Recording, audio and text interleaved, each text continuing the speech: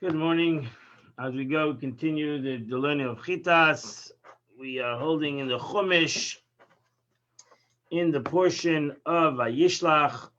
Today is Wednesday. We're holding the fourth Revi'i, the fourth part of that Parsha. We are in Genesis chapter 33, verse number 6. Vatigashna hashvachos. Veheina v'yaldeim, and the maidservants and her children, they came first, Vatishtachavena, and they bowed down to him. Verse number 7. Tigash gam Leah v'yaladel, and so too Leah and her children came, draw near, v'yishtachavu, and they bowed down.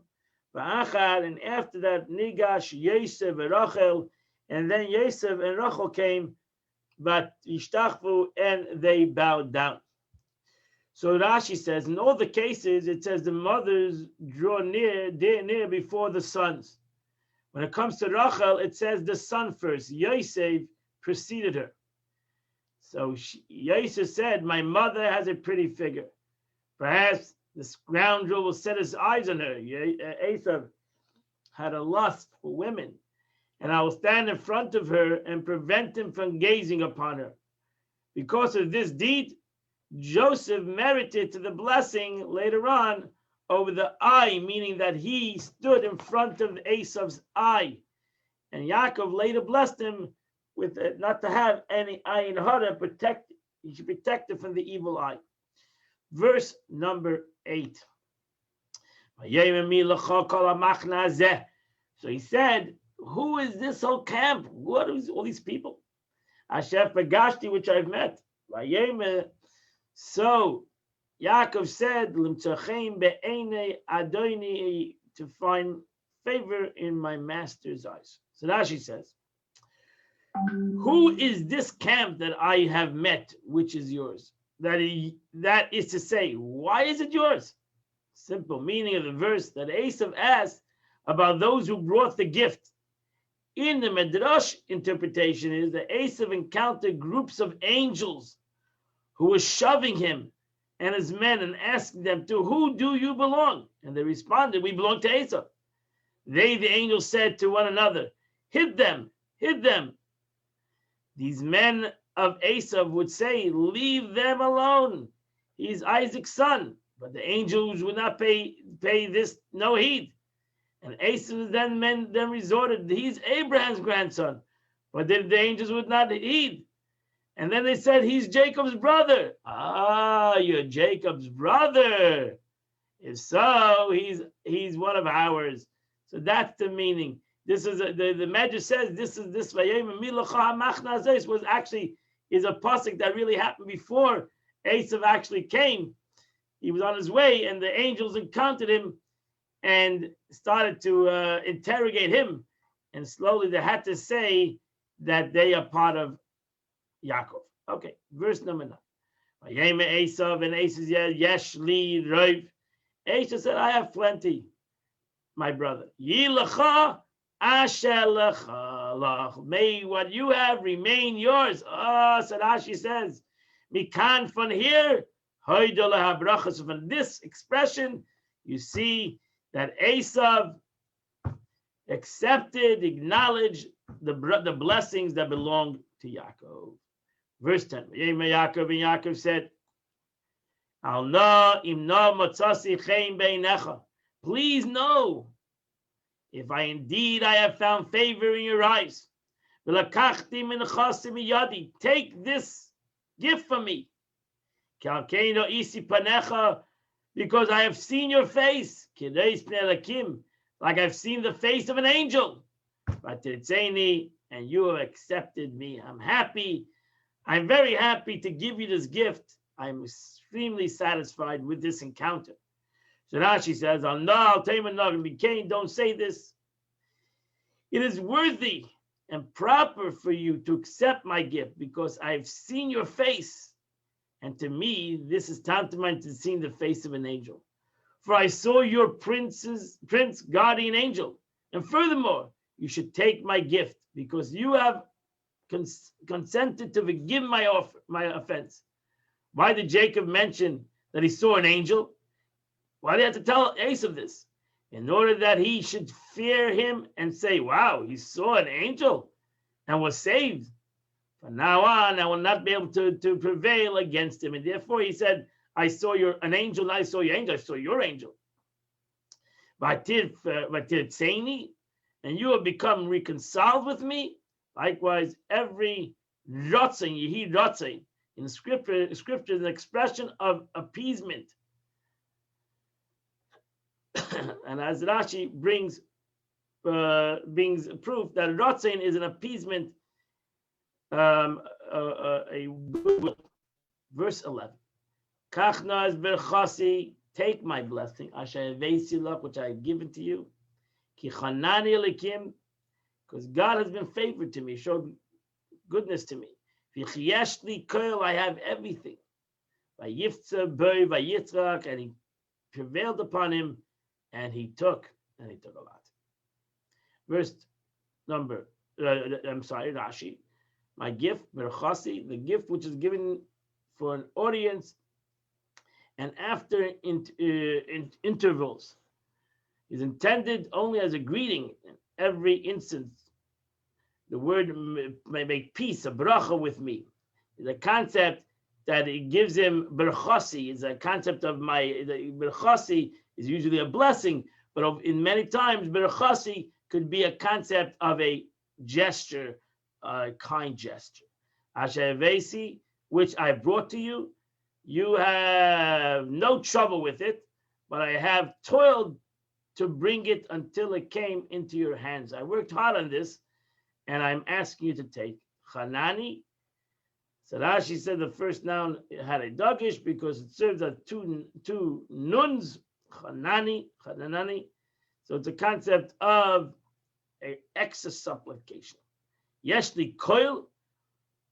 She said that Yaakov said, Yeshli koil, I have all my necessities. Esav he spoke, Yeshli roiv, I have plenty. That was different to Yaakov and Esav. Yaakov said, I have everything, and Esav, I have a lot. I don't have everything, I have a lot. And that's why he took more. I have a lot. Those who have a lot, one more. Verse 12. So Esav turned to Yaakov and said, let's travel. We'll travel together. I'll go alongside you. I'll go alongside you to say it. So Rashi says, I will go along to second Rashi, even with you. I'll do you a favor. I will lengthen my travel time to go slowly as you require. That is meaning alongside you, even with you. So Yaakov said, verse 13, my master, you know that the children are yet young, tender. And all the flock and cattle and the raising of their young depend upon me. If you're going to push them, and you'll know the flock will die. So Rashi says Yaakov didn't want to go with him. Also, the sheep and the cattle which are raising their young depend upon me to lead them slowly. If they drive them one day, to tire them in the road by running, all the flock will die. Continue verse number 14. Let my master go ahead of his servant. I will move at my own place, slow place, to the work that is in front of me, to the feet of the children, until I come to my master in Seir. So Rashi says, now let my master go ahead. Please do not lengthen the days of your travel. Go ahead according to your speed. Even if you will distance yourself from me, it is fine. Continue, le'iti la'achali, at my slow pace. Le'iti is the concept of going slow. Le'lega, according to the work, according to the need made by the pace of the feet of my work, my obligation. According to the pace of the children, according to their feet, I'm going to walk according to their feet. Until I come to my master to say it, he told him of a long journey. Although he intended only to go as far as Sukkot, he said to himself, if he intended to harm me, He'll wait until I come to him. But he did not go to Seir. So when will he go? When he's going to go to Seir? He said he's going to come to Seir. He never came to Seir, Rashi says. You know when he's going to come to Seir? Yaakov prophesies that ultimately the Jewish people will come to Seir, as the prophet says. In the days of Mashiach, it says in Avadia, and V'olam Mashiach al-Har Tzion, Lishpeit as Haresa, the survivors of Zion will ascend the Mount of Zion and to judge the mountain of Esav. There are also many midrashic interpretation to this section of what did Yaakov mean that he's going to wait until Mashiach comes to come to the mountain of Seir, and that's why that's our ultimate journey, is to reach the mountain of Seir, which is the mountain of Esav, and to bring about the revelation of God there. Verse 15. So they said, no, let me leave you some of my people. I'll leave you an entourage. Why would you do that? There's no need for you to do that. Go on your own way. So Rashi says, why are you doing to me this favor I don't need? You go on your own way. And now shall not pay me any reward. There's no need for you to give me any gifts. 16. Yosef went that day back to Seir. So Rashi said, what do you mean Esav? Esav alone? What happened to the 400 men? 400 men are slipped away one by one. They all disappeared. Where did the Holy One, blessed be He, pay them back for slipping away? In the days of David, as it says, and none of them escaped except 400 young men who rode the camels. So they were the descendants of these 400 men who came with Esav, but when they saw the beauty of Yaakov and the angels, etc., they all slipped away. And ultimately, Esav was left alone. Verse 17. Yaakov went to Sukkot. Even Bais Lemikneu, he built a house for his cattle. I'm sorry, even Bais, he built a house. Lemikneu also Sukkos, and for his cattle he made booths. And that's why he called that place Sukkos. So Rashi says, even like Bais, he built the house because he stayed there for 18 months, summer, winter, and summer. Sukkot donates summer. A house donates winter. And again, Sukkot donates summer. So it says over here, Vanasa Sukkoisa, it says 3 times Sukkot. So here's actually the first time we have the word Sukkah, which later the Jewish people were given the mitzvah of Sukkah. And this was a tent. So you see that it was the concept of Sukkah is in the summertime, at the end of the summertime. And he stayed there 3 summers, 3 periods. Verse 18. Yaakov Shalom Shechem, and Yaakov came to the city of Shechem. Asher Canaan, which was in the land of Canaan. When he was traveling from the Padan Aram, and he camped before the city. So Rashi says, Yaakov Shalom. Yaakov came peace. What does that mean? Whole. So Rashi says Shalom Begufa. He was complete in his body. He was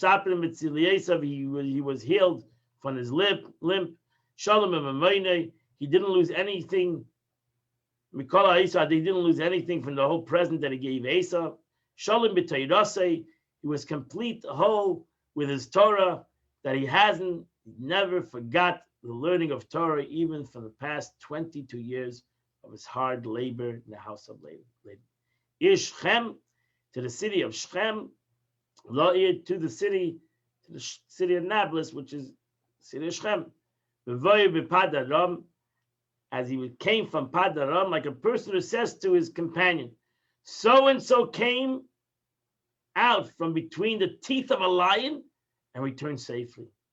Here too he came from the whole, came whole from Padan Aram, from Laban and from Esav, and he had come to attack him on his way, and he survived all of these things. That's why the Malach says, your name is Yisrael. You're a leader. You have come out. You have shown your strength. Verse 19. So here we see that Yaakov Avinu came to Shechem, and he bought the field. Just like Avram Avinu bought Hebron, Yaakov Avinu bought Shechem, and David HaMelech bought Yerushalayim.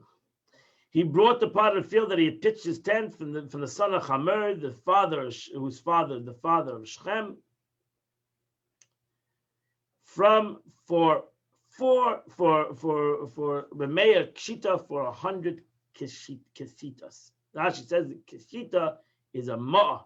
Kiva said, when I traveled to the city by sea, they called it a ma, Kesita. Tiger ran the churpan, good, acceptable everywhere. They were accepted by the merchants, like the same thing like Avram gave there was certain money that was international money, that everybody accepted that money. And Jacob, just like Abraham, when he bought Hebron, he bought it with money that was accepted by everybody, special money. So too Yaakov bought Shechem with money that was accepted by all merchants. And he erected there an altar. And he named it, God is the God of Israel. So Rashi says he named it the God of Israel, not that the altar is called the God of Israel, but since the Holy One, blessed be He, had been with him and saved him, he named the altar because of the miracle, in order that the praise of God mentioned when it's called by his name. That is to say, he who is God, that is the Holy One, blessed be He, is a God to me, whose name is Israel. We find something similar in connection to Moses, and he named Hashem Nisi. Not that the altar was called Hashem, because the miracle, he named the altar thus, to mention the praise of the Holy One, blessed be He. The Lord is my miracle. Our rabbis interpret it to mean the Holy One, blessed be He, called Jacob God, rendering the God of Israel called him God. The words of the Torah are like the hammer that shatters a rock. They divide into many meanings, but have come to establish a simple meaning of the verse. And I have come to establish a simple meaning of the verse. This is a very famous expression of Rashi, Kepatish Yefetzis Sela, like a hammer that shatters a rock. Rashi says it's many times in a verse, that sometimes you learn the verse and the verse is shattering. And it only comes to open your mind. But Rashi says, I come to say the simple meaning of the verse. But if you really want to know the more deeper meaning of the verse, you have to go to the Midrashim, you have to go to the more interpretations to the verse, because the verse, in essence, sometimes the verse breaks your ear. So that's when it says, "Vayikra Loya," like Elikei called it. What do you mean? He called the stone the God of Israel? It's not that. Self-understood. He wanted to express, the verse shatters your ears, and it says, what's going on over here? What is the meaning? And you have to go into interpretation. Therefore, Rashi says, I'm giving you a simple interpretation. Not that he called a stone the God of Israel. That's an idol. No, I'll do that. He called upon the stone. He said, I'm going to make it a monument that people remember that the miracle that happened to me, but not that he called a stone. And as Rashi says, there's many interpretations to this meaning, to this verse. That finishes the Chumash of the day. We're going to go to the Tanya of the day. We continue the learning of the Tanya, and we're holding on the 16th day of Kislev, and it starts a new essay, Kuntas Achrein, a new essay number 7. So the Alter Rebbe goes on the verse that says, "Staka kenachal eisen." It's an Amos, and a chari is like a mighty river. Nachal Eson. Eson has in general the word Ason. The Alter Rebbe is going the word Ason. It's kanach, like a mighty. So Ason has the word Ason has three meanings to it. Ason means vigor. Ason means toughness, and Ason means old, ancient, antique. Something that is ancient. Actually, that's why some Asonim means the patriarchs and the matriarchs. So there's three meanings to the word Ason, whether it means vigor or toughness or ancient. Pirush. So over here you have the meaning. Rashi says in the meaning. I mean, the Alter Rebbe says in the word of vigor. It's a mighty river. Pirush. That tzedakah resembles a mighty river, which issues from the state of Ason. It's a river that comes from Ason, someplace very high. Ason also is the level of Chachma, the level of wisdom. Ason, from the ancient Chachma. Chachma is symbolic in Kabbalah to the letter Yud. The letter Yud. The letter Yud is a point, is a one dot, but it has a point on top and it has a point below. So the letter Yud is connected above. The main body is the middle, and then it's a point below. Why? Because the letter Yud, which is Chachma, is something that's above, and it's something that comes into Bina, understanding. Shehi nekuda bechinas nekuda be'echala. This is the Kabbalistic term, the point in its chamber. So as it says, this phrase can refer to either as above, the essential point of Chachma being drawn into the broad chains of Bina. So that's the Yud. It comes from above and it goes down into below. Or the Yud is symbolic to essential self-nullification of the soul. The Yud is symbolic to Chachma. That's why Chachma is humility. Because it's also the concept that wisdom is to be humble. The more wisdom you have, the more humility you should have. So it's a self-nullification of the soul that derives sometimes from Chachma, which transcends the loving self-nullification that is consciously produced by the meditation exercise of Bina. So it's a little bit deeper than the aspect of Bina. But Chachma and Bina, which is Yud and Hey, it's the first two letters of God's name. Yud is symbolic to Chachma. Hey is symbolic to Bina. Is called Trei Royin, two good friends. Actually, V'chulu, etc. It says Trei Royin de loy misparshin. It says in Kabbalah, these are two comrades, these two friends that never separate from each other. Imein Chach, that's what it says in the Mishnah, for example. Imein Chachma in Bina, Imein Bina in Chachma. If there's no Chachma, there's no Bina. If there's no Bina, there's no Chachma.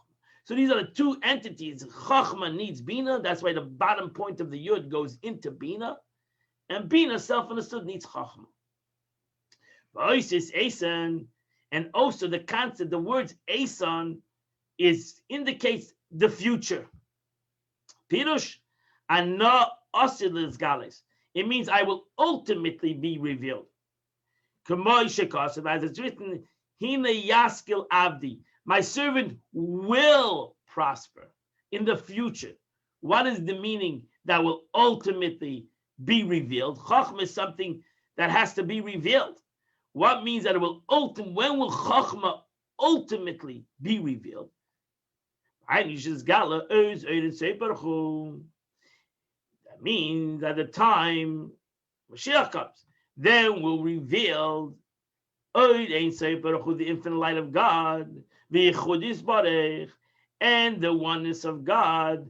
The pnimis, the goodness of love, it will be revealed in the innermost point of everyone's heart.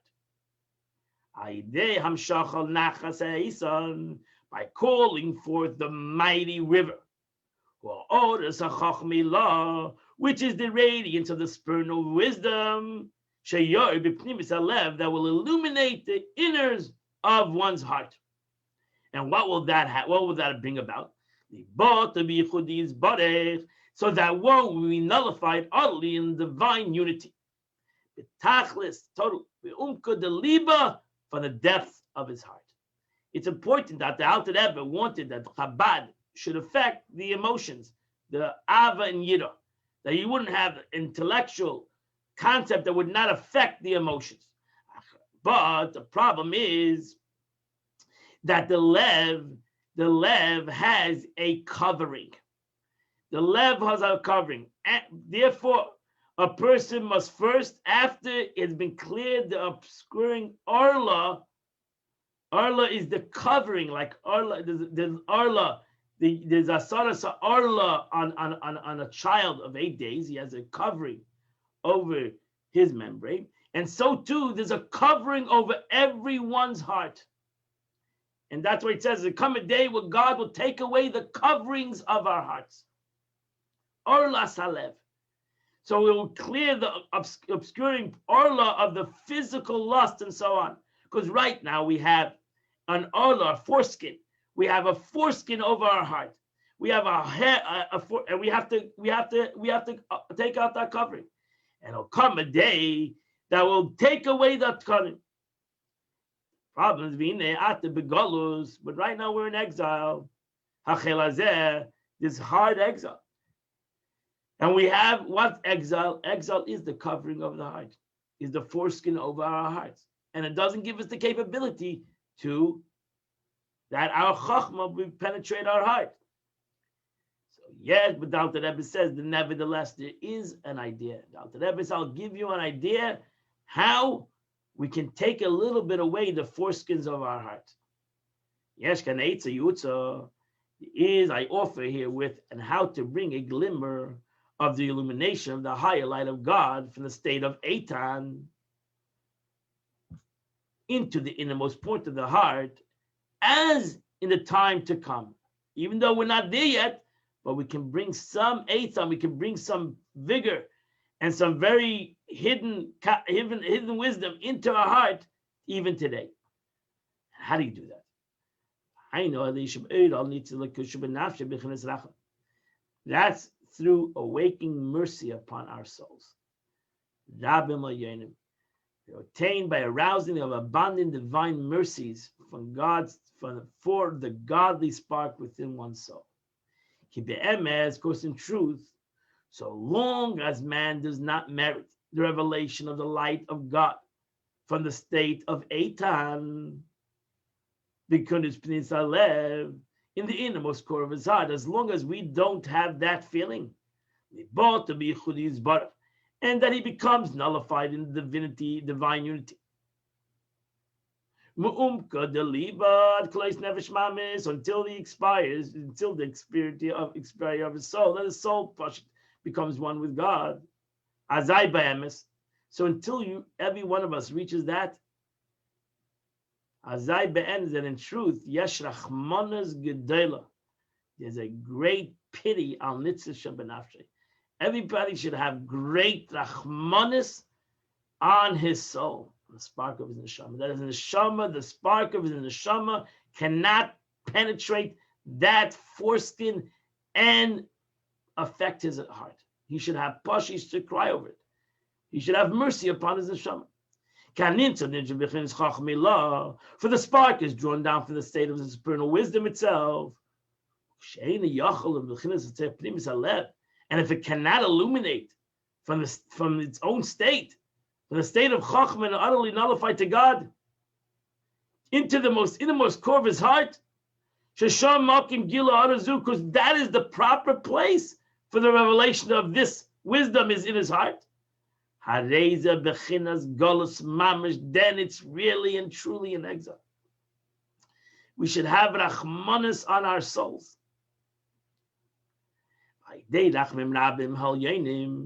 And when we have rachmim on our souls, when we have mercy on our souls, that brings out the soul from freedom. That frees the neshama. If we have no mercy on our souls, then why will the neshama want to be revealed? We first to have rachmim rabim. We have to have great mercy on our souls. Like somebody, you have mercy on somebody. Imagine if you hear somebody is taken captured, if somebody is stuck in jail, If somebody's taken as a captive by somebody else, wouldn't that awaken the mercy? And especially if it's your relative, wouldn't that even create a greater mercy? You cry out, "Oy vey, this person is in a place where he doesn't belong. He's in great pain and suffering." What about our neshama that wants to penetrate our heart, and it cannot do that because it's in gullus. It's in exile. It's not allowed. It's chained. It's behind locked doors that doesn't allow it to penetrate, to go into a place where it wants to go, where it needs to go. So it should waken up a mercy upon us. And that's why it says, through the painful, through the plentiful, supernal mercies, however, we will that draws down upon the soul. It goes out of exile, of imprisonment, and illuminates the innermost core of the heart with great love. As it's known from the verse, that Jacob who redeemed Abraham. So Abraham was chesed, but his chesed didn't permeate the world. His chesed was unbelievable, but it didn't change the world. As we know that even Abraham had many followers. The second he passed away, they all disappeared. So they didn't change. They didn't become, they were the students of Abraham, but they didn't become leaders under themselves. It didn't change them. They constantly needed Abraham. The second Abraham disappeared, they were gone. Yaakov Avinu is the attribute of mercy. And therefore, Yaakov changed the world. Commercial's Bible, Amorim, Perek Memhei, has brought down in Tanya that Yaakov, the Midas Harachmim, the attribute of mercy, redeemed Abraham. Mercy, Rachamim, our mercy redeems the chesed of above. And it's known, the arousal from above is specifically dependent. Is dependent on the arousal from below. So if we want to waken up mercy above, we need to waken up mercy below. We need to show mercy in this world. Meaning that the abundant mercy from above are secured by an arousal of great mercies in the heart of compassionate and kindly of Jews are characterized in the Gemara. Lashpia lemata hashpa gasmis is by us giving gifts of gold and silver, tzedakah. If we have mercy on people in this world, we see people that are destitute. We see people that need money, and we take from our money and we give tzedakah, that awakens up a mercy above. That's why it's called tzedakah nachal esan. Tzedakah is like a raging river. It awakens up a raging river from above. And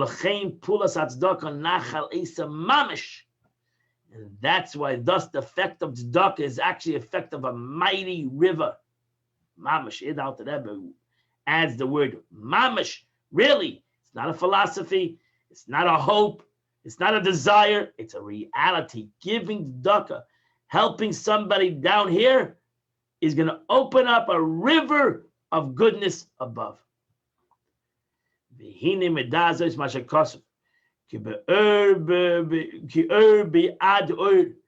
known that skin for skin, meaning a person will protect one limb at the expense of another. But all that man possesses, he will give for his soul. He will give away everything in order to save his life. Right? A person will give away everything he has to save his life. The Alter Rebbe adds the word to the quote of the verse so that it ends, for his godly soul. Just like a person that is, God forbid, sick, he'll give away everything to live. What about giving away everything for your nefesh elikis?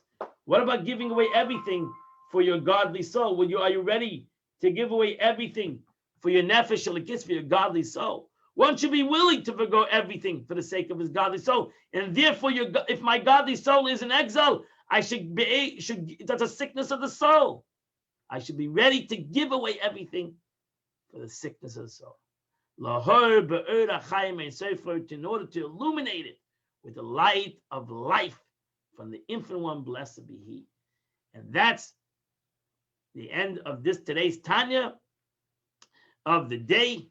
We should give more tzedakah, self-understood. The lesson is to give more charity, and we should give more charity today. Today is the 16th day of the month. 16th day of the month, which starts, you should take out your Tillim and say chapter 79, chapter 80, chapter 81, and 82. 79, 80, 81, and 82. And if you do that, you would have done the chitas of the day. Have a beautiful, wonderful, happy, healthy day. See you all tomorrow at 8 a.m. We continue the chitas of the day, and we're coming slowly to the end of the total Tanya, which will finish the Mitzvah on Shabbos, Yutes Kislev, celebration, and the new year for Chassidut. Have a wonderful and beautiful day.